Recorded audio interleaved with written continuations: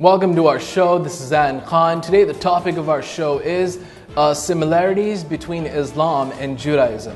The guest of our show is Rabbi Ben Abrahamson, who has worked his whole life on building bridges between Islam and Judaism. He's also a research scholar on the topic. Welcome to our show, Rabbi Ben. This is Zain Khan. It's a pleasure to have you on our show. It's very good to be here. Thank you. Rabbi Ben, let's get to the first question. What is the concept of God in Judaism? Because Islam believes in Tawheed, which is the oneness of God.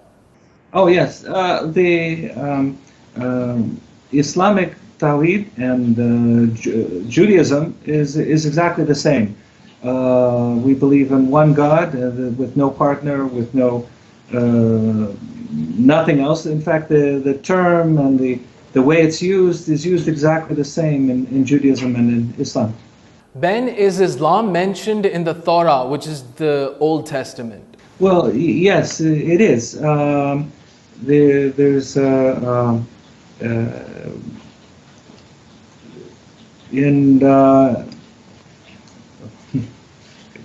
in Exodus, when Jethro, Shuab, the father-in-law of Moses, went and made an offering. The offering that he made was called a shlamim, or a perfect or complete offering. And all the followers of Shuab were called in the Torah, they were called Canaanites. But in the translation of the Torah in Aramaic, they were always called Slamim or Muslimim. So we have the word Muslimim meaning the children of Jethro. And it meant much more than that, because it actually meant these were God-fearers. These were the people who were not part of the children of Israel, but believed in one God and followed the commandments of God. Rabbi Ben, according to your opinion and your research, would Muslims be going to heaven according to the Jewish point of view? Yes, Judaism believes that there's a basic religion which the whole world must follow. In the Quran it says there is only one religion which is acceptable before Allah, which is Islam, and we believe that there is one faith that's required by all mankind, and we call it the faith of Noah. This is similar to what's written in Surat Ashura. It says that he has laid down the same religion for you as he has enjoyed on Noah, and we have revealed to you what we have enjoyed on Abraham, Moses, and Jesus. Established a religion and did not make divisions in it. Judaism has the same idea that there was one religion that was given to Adam that involved monotheism and involved basically 7 of the 10 commandments that they had to keep. They had to believe in reward and punishment, you had to believe in the last day, believe in the prophet of God. And this is the religion which is required of all mankind. It's required of Jews, it's required of non-Jews. And our sages have ruled that Islam goes way beyond this minimum requirement for a proper religion. So we believe that a Muslim who is keeping his religion properly is guaranteed a place in the world to come and hereafter, just like children of Israel. Then the question arises, what is the difference between Judaism and Islam? Well, from our point of view, it's basically the same religion with different customs, a different Sharia, a different covenant. We have Sabbath, we have kosher, we have the fast day of Yom Kippur. Islam has the Hajj, the Ramadan, and the different pillars of Islam. But fundamentally, it's the same deen. It's the same basic religion. What's different is the Sharia, the covenant. We would agree with what Ibn Qatada once said, that Al-Din Wahad Sharia Muqtafiyah, that there's one deen, there's one basic religion for all mankind, and it's the Sharia which differs. If what you're saying is correct, then why did not the Jews of Arabia get along with the Prophet Muhammad, may peace be upon him? Well, first of all, you have to understand that there are different groups of Jews. There's a hadith that explains there were even 71 different sects of Jews. In Arabia, Al-Jahiz and Ibn Hazm mentioned that there was a group called the Tzadukiyah, who, differing from all the Jews, they believed that Uzair was the son of God, which is not a belief that the rabbinic Jews believe today. And it was an entirely different group. It was a group based on the Sadducees of the Second Temple times. They had sacrifices. They wanted to make Arabia like a little Jerusalem with sacrifices on holidays, and they mixed it with the pagan local beliefs to be more acceptable. And it was a mishmash of many things. And these people, when they saw the Prophet coming to reform and make changes, they resisted the reform. And in fact, they opposed it. But this is not the case of the vast majority of Jews who lived outside of Arabia, who, I could mention a little bit about it, like when Caliph Ali came to Babylon, to Kufa. Originally, 80,000 of the scholars of the Talmud and the Yeshiva, the students of the rabbinic Jews, came out to meet him and to support him. The Caliph Umar deposed the exilarch who was causing trouble in Arabia based on arguments that had to connect it with the separatists. He appointed a rabbinic scholar called Bustani to be his replacement, and essentially made rabbinic Jews the official form of Judaism throughout the growing Islamic kingdom. And in fact, if Caliph Umar hadn't supported the rabbinic Jews by appointing Bustani, chances are today the majority of Jews would be Karaite or Sadducee. They wouldn't be the kind of Jews that you see today. The Jews that you see today were the ones that were approved of by Caliph Umar.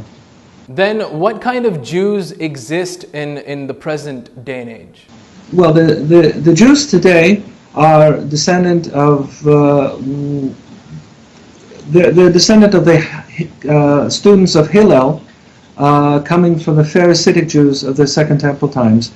We are the Jews that believe that when Moses was, peace be upon him, was given the Torah, he wasn't just given a book and left to figure it out, but he was explained how to apply it in every possible way, in every possible position. So we believe that the Torah is applicable in every aspect of our lives, in everything that we do, every action that we make, every business deal we do, every interpersonal relationship we have.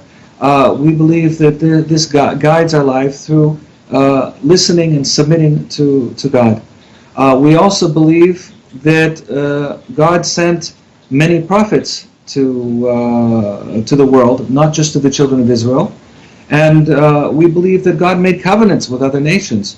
So we have absolutely no problem to say that a Muslim who is observing his religion properly is guaranteed a portion in the hereafter, in the world to come, just like we are.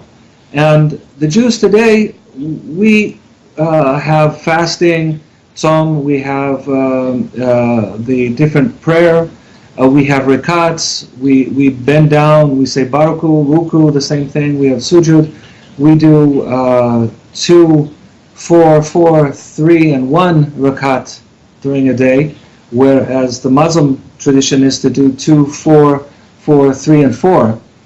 So it's very similar. But we open and close prayer with rakats. At the end of our prayers, we talk about we turn to the left and say salam. We turn to the right and say salam. The calendar we have also is also very similar. Many of the things we have are rabbinic Judaism are derived from a common tradition that we share, that Abraham gave both to Jews, to the children of Israel, and to the Muslims.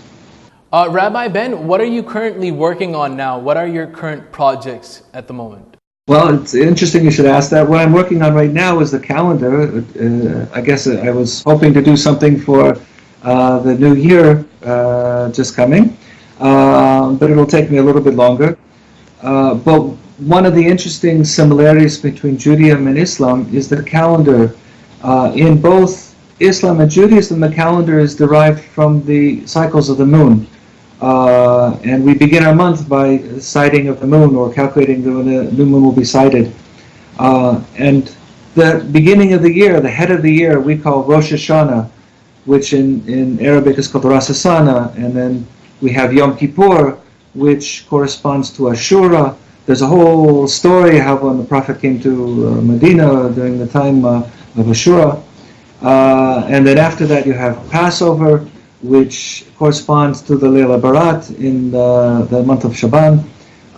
We've Sefirat Omer, which corresponds to Ramadan, Shavuot, which is Eid al-Fitr, and the ninth of Av, which corresponds to the Hajj. So each of the main holidays that we have correspond to Islamic holidays, although the emphasis has been changed, and Allah saw fit to give the Muslims customs which were most suitable and most perfected.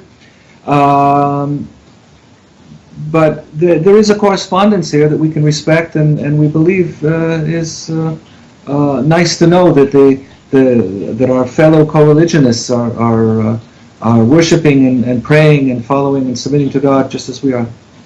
Rabbi Ben, this program is not political, but this is the last question and it's slightly political in nature. Do you see a peaceful Middle East in the future? Yeah, I'm sure of it.